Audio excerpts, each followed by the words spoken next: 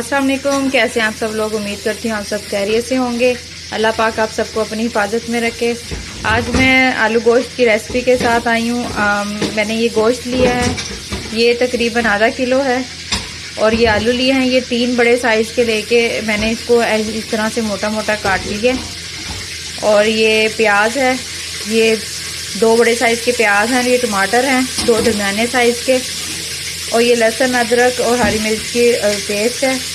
ये नमक है 1 टेबल स्पून, सूखा धनिया 1 टेबल स्पून, हल्दी है 1/2 टेबल स्पून, और ये सुरख मिर्च है, ये भी 1 टेबल स्पून। और ये जो मेरा मसाला डालती हूँ मिक्स मसाला, ये भी 1 से 1.5 टेबल स्पून है। सबसे पहले हम प्याज को फ्राई करेंगे और फिर उसमें गोश्त को फ्राई करेंगे।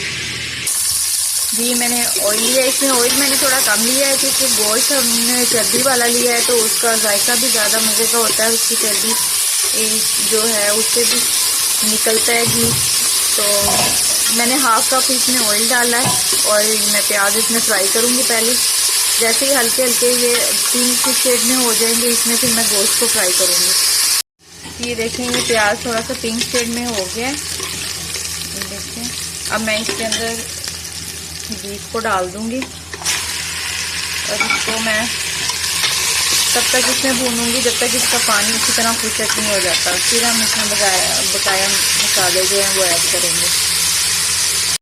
ये देखें, गोश्त की मैंने भुनाई कर ली है। इसका ये देखें, आप देख सकते हैं इसका कलर चेंज हो गया और पानी भी इसमें जो था वो अच्छी तरह से ड्राई हो गया है।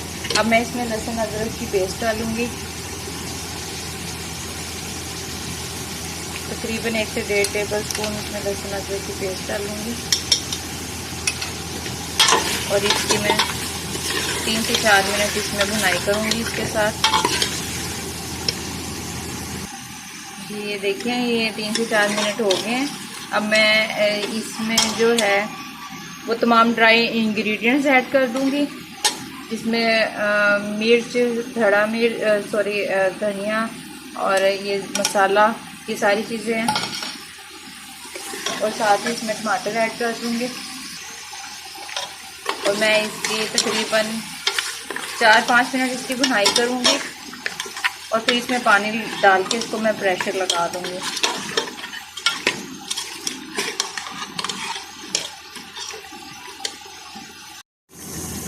ये देखें, ये इसकी भुनाई हो गई हुई है। अब मैं इसमें पानी ऐड करके इसको 20 से 25 मिनट के लिए प्रेशर लगा दूंगी। और जब ये अच्छी तरह गल जाएगा फिर दोबारा इसकी हम भुनाई करके फिर इसमें आलू ऐड करेंगे। जी मैंने ये इतना पानी डाला है कि इसमें गोश्त जो है वो अच्छी तरह से डिप हो गया है। अब मैं इसको प्रेशर लगा दूंगी 20 से 25 मिनट के लिए और फिर हम मिलते हैं। जी ये मैंने प्रेशर खोल दी। मैंने तकरीबन 20 मिनट मैंने सिर्फ प्रेशर लगाया है क्योंकि आलू डल के भी प्रेशर लगेगा, फिर वो अगर ज़्यादा गला हुआ होगा गोश्त तो वो बिल्कुल टूट जाएगा। अब इसमें ये हल्का सा पानी है, इसको मैं अच्छी तरह इसकी भुनाई कर लूँगी और साथ में फिर इसके आलूओं की भी भुनाई कर लूँगी। इसका पानी खुश्क करके और फिर आलूओं की भुनाई करके और फिर मैं इसमें पानी डाल दूँगी। जी ये देखें, इसका पानी खुश्क हो गया और ये इसका ऑयल ऊपर आ गया, इसकी भुनाई हो गई है। अब मैं इसके अंदर जो है आलू ऐड कर दूंगी और उसकी भुनाई करूंगी तकरीबन 5 से 7 मिनट और फिर उसमें पानी डाल के इसको प्रेशर लगा दूंगी।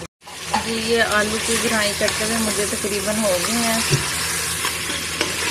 5 से 7 मिनट। अब मैं इसमें पानी ऐड कर दूंगी। इसका आलू का जो पानी था वो अच्छी तरह खुश्क हो गया। अब इसमें पानी ऐड करके इसको 5 से 7 मिनट के लिए इसको प्रेशर लगा दूंगी। पानी आप अपने हिसाब से डालिएगा, कोई कम शोरबा पसंद करता है, कोई ज़्यादा। इतना डालिएगा कि पकने के बाद जो क्वांटिटी आप चाहते हैं वो रह जाए। मैं इसमें थोड़ा और ऐड करूँगी और मैं इसको प्रेशर लगा दूँगी। जी ये देखिए, ये मज़ेदार सी आलू गोश्त की रेसिपी रेडी हो गई है। और ये मैंने इसमें गरम मसाला और धनिया ऐड किया था इसमें, और इसका यकीनन आपको पसंद आएगी।